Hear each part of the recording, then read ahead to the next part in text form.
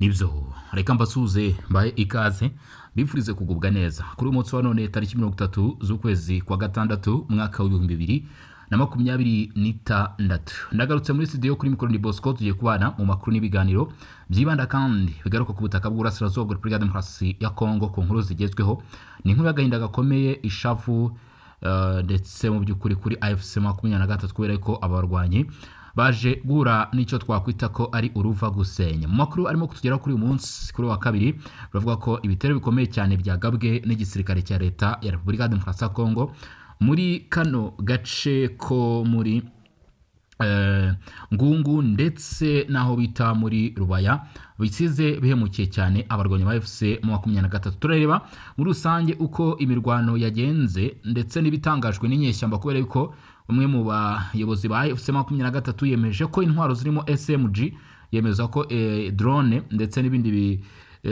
byifashishijwe n'igisirikare cya leta ya Repubulika Demokarasi ya Kongo rwose ngo bisize bishegeshe iyi myanya. Kuri mize hano muri teritwari ya Masisi na gace gafatwa nkaho ari mize, biravuga ko habereye mu by'ukuri cyo nakwita ko ari ishyano rikomeye cyane. Ni mu gihe Ngungu isa nkaho yamaze kwinjirwamo, ibitero bikomeye cyane byatangiye kumvikana imbere nani muri Ngungu. Centre ya Ngungu ubwoba burahari ni bwinshi, panike ikomeje kuba yaba panike ndetse amakamyo amwe ajyana abarwanyi ba FC 23 ngo akomeza agaruka ndi atwara imirambo. Kubera iki?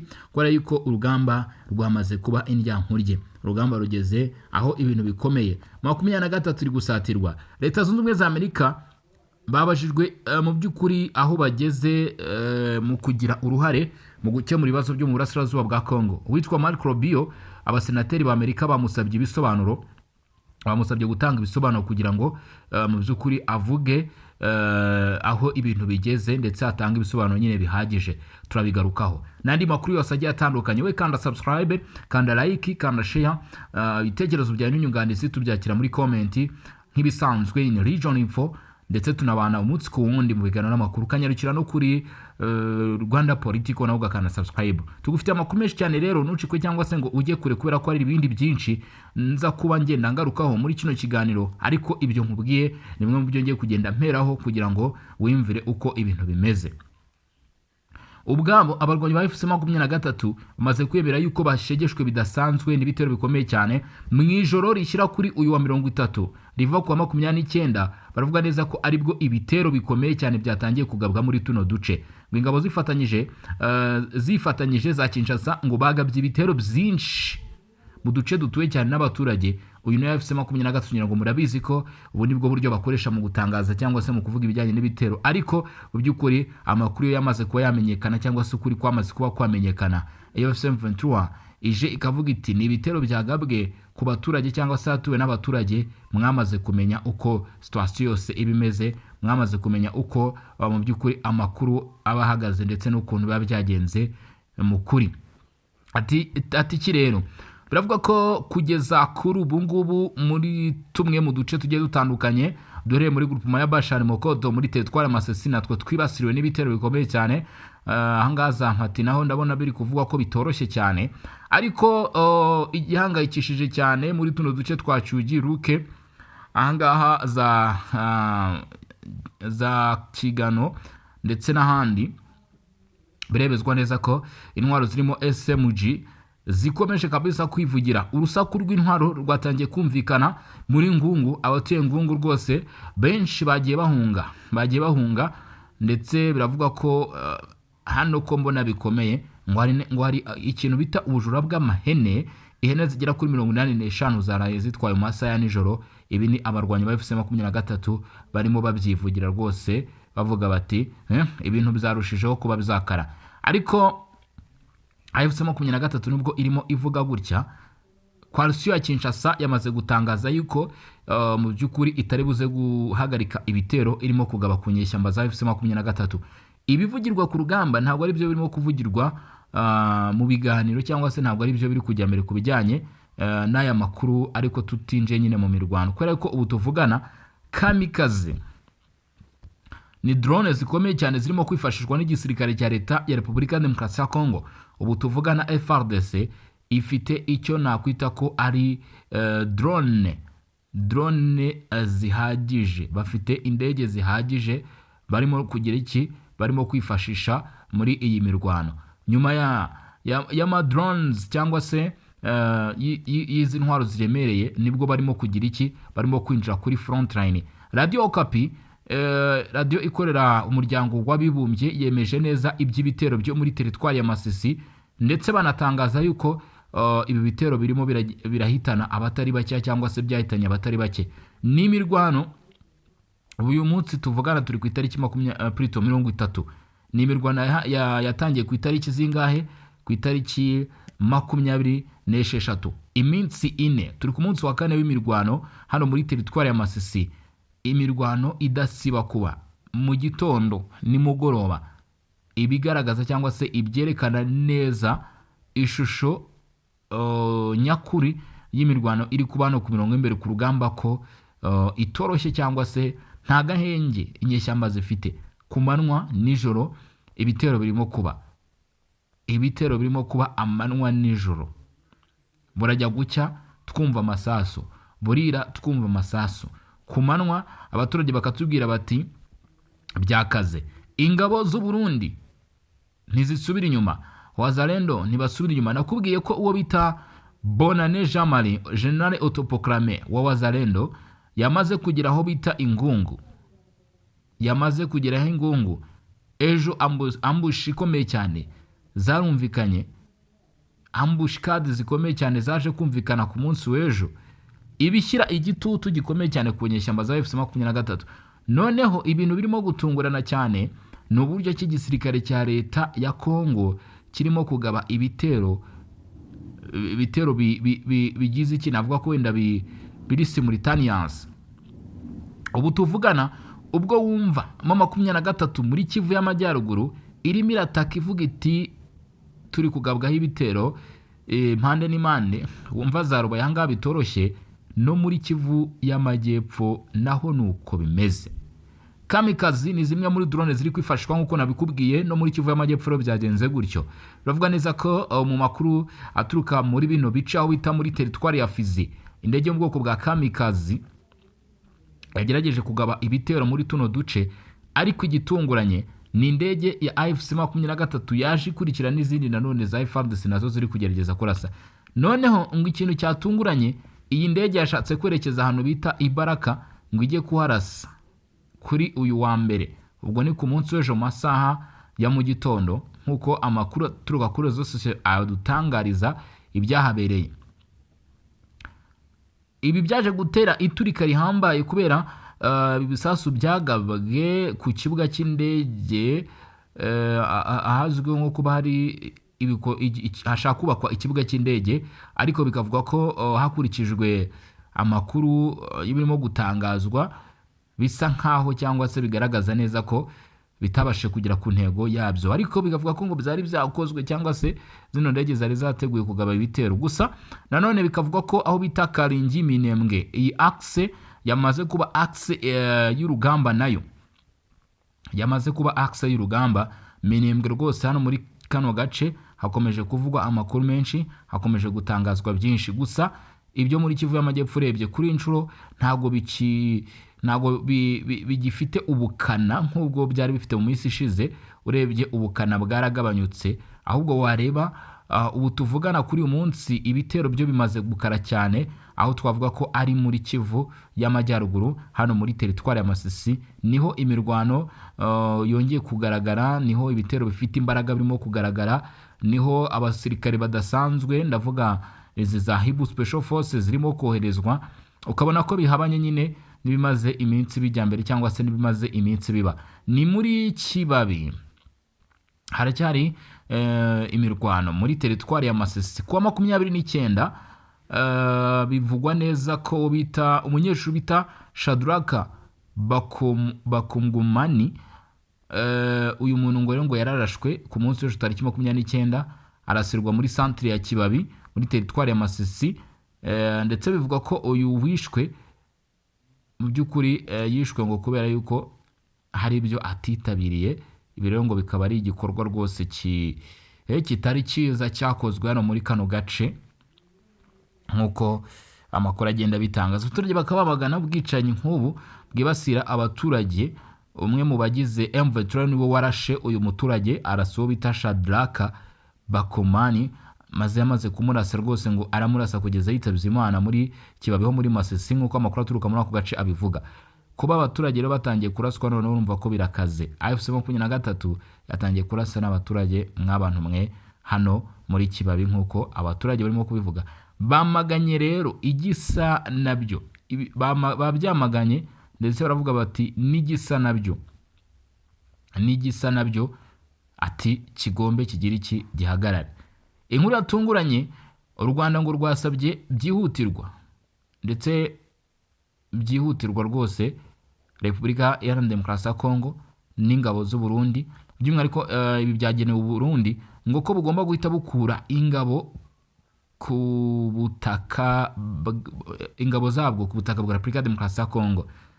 Turibaza, u Rwanda rufite ubushobozi cyangwa se uburenganzira bwo kubwira igihugu nk'u Burundi kuva ku butaka bwa Repubulika Demokarasi ya Kongo? Reka tubirebe mu nkuru yose nk'uko yaje kuba itangazwa, turebe ibyashingiweho, ibyavuzwe ndetse n'ibyagarutsweho. Rero bati ngo u Rwanda rwasabye Burundi guhagarika uruhare rutaziguye bugira mu ntambara yo muri Repubulika Demokarasi ya Kongo. Nibidakorwa se bwo biragenda bite?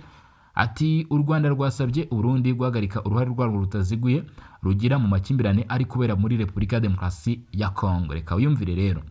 Ngibi bikaba byanyujijwe mu itangazo ryatangiye mu biganiro byabaye hagati y'ibihugu n'intumwa yihariye ishinzwe gukurikirana uko uburenganzira bwa muntu bwifashe mu Burundi.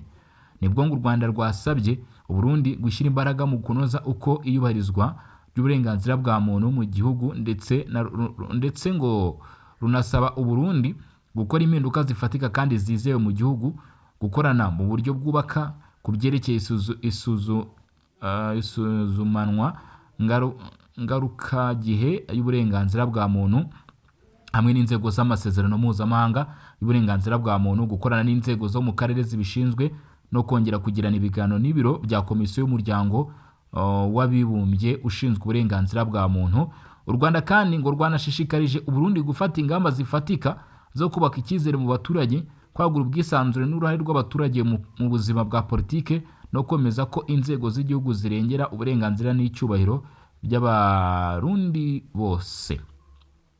Ahangaha ni ku kijyanye n'u Burundi. U Rwanda rero ruti uruhare murimo mugira muri Repubulika Demokarasi ya Kongo turashaka ko ruhagarikwa. Ibi bikaba byatangajwe na bimwe mu binyamakuru byano imbere mu gihugu cy'u Rwanda cyangwa se bikora mu gihugu cy'u Rwanda, bemeza iyi nkuru bavuga ko mu by'ukuri ariyo. Abantu benshi bakaba batangiye kwibaza icyagendeweho cyangwa se cyaba kirimo gutuma kugeza uyu munsi ibyo bitangazwa, ariko ubwo nyine hari impamvu. Abarundi rero mutanga ibitekerezo, ese u Rwanda rufite uburenganzira kubasaba ko muva mu ntambara mu burasirazuba bwa Kongo? Mubyumva mute? Ahangaha ijwi ry'abarundi riraza kwakirwa. Ese koko birakwiye nibyo cyangwa se ibyo? Ubwo ngubwo uraza kutubwira nyine uko ubyumva muri comment cyangwa se hatangirwa ibitekerezo. Ingabo z'u Burundi zivugwa kuba ziri gufasha Repubulika Demokarasi ya Kongo mu myaka myinshi, kuva mu myaka yashize rwose ngo igisirikare cy'u Burundi FDNB kirakorana na FARDC mu bikorwa bigiye bitandukanye byo guhangana n'inyeshyamba za AFC 23, Kivu y'Amajyepfo, Kivu y'Amajyaruguru ndetse n'ahandi hose. Nyine ibyo ngibyo bikaba byaragiye bivugwa kenshi cyangwa se bitangazwa ko bigenda bibaho. Iki cyemezo rero kikaba cyafashwe n'ubuyobozi bw'u Rwanda mu gusaba ko ibyo bikorwa bihita bihagarikwa byihuse, kuba ariko ngo bitabaye biraza guteza ibibazo bikomeye cyane by'umwihariko muri kano karere ka Afurika y'ibiyaga bigari. Ingabo z'u Rwanda nazo zikaba zimaze iminsi rero burazisabwa ko zigomba kuva ku butaka bw'uburasirazuba bwa Kongo, ndetse si ibyo gusa kubera yuko biragarukira ku kuba nyuma y'ibyo ngibyo kugeza kuri uyu munsi cyangwa se kugeza kuri izi saha hagiye humvikana amakuru avuga yuko Repubulika Demokarasi ya Kongo yasabye ko ibyo byubahirizwa. Amerika rero bari muri iyo dosiye cyangwa se bari mu bagira uruhare mu ikurikizwa ry'iyo dosiye, bakaba barasabye ko hagira igikorwa. Reka wiyumvire noneho icyaje kubaho, bamwe mu banyamerika nabo batangiye kubaza abayobozi ba Amerika, ese ni uruhe ruhare bafite mu kurangiza kino kibazo, kubera ko ubu tuvugana Amerika yamaze kwinjira muri kino kibazo cya Repubulika Demokarasi ya Kongo bihagije, ndetse si ibyo gusa cyangwa se ntabwo bigarukira aho ngaho. Bivuga ko bari kugira uruhare mu bijyanye n'ibikorwa by'ubucukuzi bw'amabuye y'agaciro, kandi bakaba barasinyanye amasezerano ku buryo bigomba kuzajya bikorwa mu buryo buri professional. Amabuye y'agaciro ya Repubulika Demokarasi ya Kongo agatunganyirizwa muri kino gihugu. Reka wumve rero uko bimeze. Abasenateri batanu bo muri Leta Zunze Ubumwe za Amerika bandikiye umunyamabanga wa leta ushinzwe ububanyi n'amahanga wa Amerika Marco Rubio, bamusabaga ibisobanuro birambuye ku isuzuma rya guverinoma ya Amerika ku bibazo by'umutekano bikomeje mu burasirazuba bwa Repubulika Demokarasi ya Kongo. Ibi bikaba byabaye cyane cyane bigendeye ku ibarizwa ry'amasezerano ya Washington yashyizweho umukono ku itariki y'Ukuboza 2025. Kugeza kuri ubu ngubu rero biratangazwa yuko mu ibaruwa yo ku itariki 25 Kamena 2026 yashyizweho umukono n'abasenateri barimo Chris Van Hollen, barimo bita Tim Kaine, barimo bita Cory Booker, barimo bita Peter Horich, barimo bita Jeffrey A. McCray, ngo abayobozi bagaragaje ko nubwo aya masezerano yari agamije kugabanya amakimbirane hagati y'u Rwanda na Repubulika Demokarasi ya Kongo, bitakuyeho ko imirwano yakomeje gukaza umurego nyuma gato y'isinwa ryayo. Amasezerano yo ku itariki 25 Kamena 2026 ku itariki enye Ukuboza 2025 ntago yigeze atanga umusaruro. Tariki 25 Kamena 2026 mutwangane nibwo uyu mukono washyizweho kugira ngo nyine basabe Marco Rubio ibisobanuro. Amerika rirasabwa ibisobanuro ati se ibyo mwasinye cyangwa se mwagize mu ruhare, kuko buriya hari igenamigambi rya leta riba ryaragendeyemo, hari ibyo Amerika iba yariyemeje gukurikiza. Ati se biri gutanga umusaruro? Ese niba byaratanze umusaruro, kubera iki tukwabonye ko imirwano y'isi ikurikiraho? Ati ubwo ngubwo si byabigabanya ubushobozi bwa Amerika. Aba basenateri bavuga ko umutwe wa M23 ushyigikiwe n'u Rwanda ngo wakajije ibikorwa bya gisirikare muri Kivu y'Amajyepfo, ibintu byaje kurangira ufashe umujyi wa Uvira. Abavuga ko iyo mirwano yateje impfu z'abasivile, kwimurwa kw'abaturage benshi ndetse n'ibibazo bikomeye by'ubutabazi. Nk'uko babivuga, ngo abayobozi ba Kongo batangaje ko ibikorwa bya gisirikare bishyigikiwe n'u Rwanda byahitanye abaturage bagera ku 1500 kuva mu ntangiriro z'Ukuboza 2025, mu gihe imibare y'umuryango w'abibumbye igaragaza ko abantu barenga 500 bahunze ingo zabo muri Kivu y'Amajyepfo, naho barenga 101 bahungiye mu Burundi. Abasenateri ngo bagezaho naho bagaruka ku bihano Leta Zunze Ubumwe za Amerika zafatiye bamwe mu bayobozi b'ingabo z'u Rwanda n'abasirikare bakuru bo mu gisirikare cy'u Rwanda muri Werurwe 2026 kubera ibyo Washington yise gutera inkunga ibikorwa bya M23. Bavuze ko ibi bihano bigaragaza ko hakenewe igitutu cya diplomasi kirambye aho kwishingikiriza gusa ku masezerano y'ibimenyetso. Muri urwo rwandiko, abasenateri basabye Minisiteri y'Ububanyi n'Amahanga ya Amerika gusubiza ibibazo 9 by'ingenzi birimo isuzuma rya leta ya Amerika ku iyubahirizwa ry'amasezerano ya Washington impande zirebwa nayo, uburyo Amerika iri gukurikirana ivanwaho ry'ingabo z'u Rwanda mu mijyi yo mu burasirazuba bwa Repubulika Demokarasi ya Kongo, uruhare rw'imiryango civile yo muri Kongo no mu karere mu gukurikirana ishyirwa mu bikorwa ryayo ry'ayo masezerano, ingamba za diplomasi, iz'ubukungu n'ubutabera Amerika ngo iri gufata kugira ngo izo ngamba nyine Amerika iri gufata kugira ngo ihagarike iri hohoterwa. Isuzuma ry'ibibazo by'ubutabazi n'umutekano w'abaturage, uko gahunda z'ubufatanye mu by'ubukungu n'amabuye y'agaciro zishyirwa mu bikorwa bitabangamiye intego z'umutekano, uruhare rwa MONUSCO nyuma y'igabanwa ry'ingengo y'imari ya Amerika igenerwa ibikorwa byo kubungabunga amahoro, inkunga Amerika yaba yarahaye Repubulika Demokarasi ya Kongo mu masezerano ajyanye no kwakira abimukira birukanwe n'ibindi bihugu, n'ingaruka z'intambara yo mu burasirazuba bwa Kongo ku guhangana n'icyorezo cya Ebola muri Afurika yo hagati n'uburasirazuba. Aba basenateri bashimangiye ko ngo hakenewe gukomeza igitutu cya diplomasi no gukomeza gukurikirana uko ibintu bihagaze mu burasirazuba bwa Kongo. Bavuga ko ikibazo kitakemutse nk'uko bamwe bakomeje kubitangaza.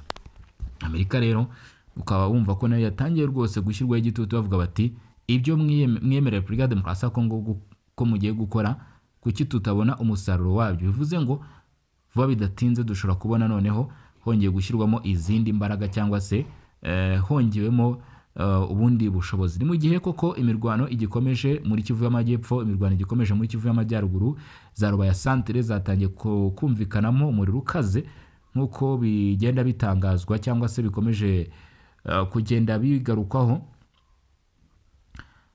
hanyuma rero biravuga ko ngo hano muri kano gace ko muri Rubaya hari inkuru irimo kuvugwayo cyangwa se irimo gutangazwa. AFC 23 bavuze ko ari impanuka isanzwe, ariko ngo bisi ya M23 yarivuye mu kigo cya Rubaya iri kumwe n'abayobozi ba M23 yatezwe igico. Inyeshyamba nyinshi za M23 ngo zapfuye usibye umushoferi. Iyi ngo yari isotse irimo AFC 23, ariko M23 yo ikavuga ko ari abaturage ngo bari biyoberanije bigize abaturage. Urumva, bigize abaturage hanyuma bajya muri bisi. Ndabona ko ari imwe bakunze kwita ngo ni Coaster yanditseho Amani. Iyi rero ngo yaritwaye abarwanyi ba AFC 23, hanyuma inyeshyamba zaje kubimenya, bivugwa ko bikekwa ko bishobora ko ari Wazalendo, babatega igico, ambush iremereye cyane, ndetse bikavuga ko abagera ku 10 bahise bicwa, abandi bakaba bagize iki, bakaba baburiyemo ubuzima nk'uko birimo gutangazwa. Ibi rero bikaba byabereye muri Rubaya, ndetse iyi nyuma yo kuraswaho cyangwa se gutangirirwa bigaragara ko yaje kugonga urukuta, cyangwa se yagonze nyine ikora impanuka ihagarara mu buryo butari bwitezwe cyangwa se tutari bwateguwe, ariko bikavuga ko ngo ari nyuma y'igico gikomeye cyane cyabaye hano. Abarwanyi ba AFC 23 bakaba baguye muri ambush ikomeye cyane. Ni amakuru rero akirimo kugenda akusanwa cyangwa se avugwaho byinshi bitaramenyekana ku buryo burambuye, ariko uko byagenda kose isaha yari yose iyi ambush ikozwe, ibyayo biraza kumenyekana ndetse niba koko ari byo. Gusanga tukiraho turaza gukomeza n'amakuru muri Zabahunde uko bikomeje kugenda bimenyekana ndetse nuko byifashe. Mugire ibihe byiza, dusubire mu kanya kari imbere tura n'ibindi babigezweho. Kanda subscribe na Region Info, kanda subscribe kandi dukomeze kugenda tubana, ukanda like, share ibitekerezo byanyu n'inyunganizi. Mugire ibihe byiza.